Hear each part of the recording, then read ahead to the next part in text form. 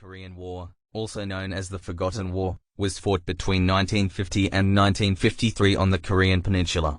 It was a conflict that involved North Korea, supported by China and the Soviet Union, and South Korea, supported by the United States and the United Nations.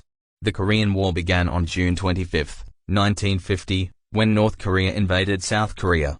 North Korea's leader, Kim Il-sung, aimed to reunify the Korean Peninsula under his communist regime.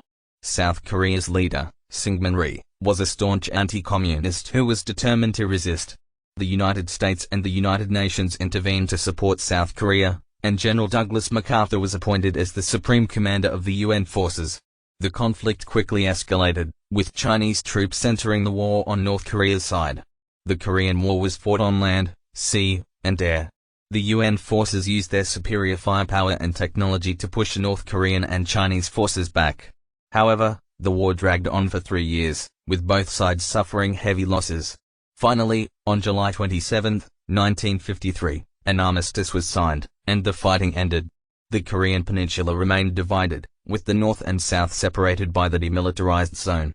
The war had claimed the lives of millions of Koreans and tens of thousands of UN soldiers.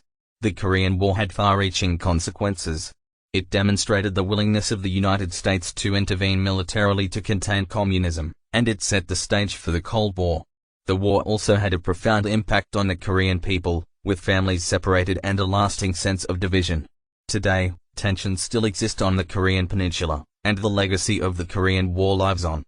It remains a reminder of the high cost of war and the importance of diplomacy and cooperation to prevent conflict.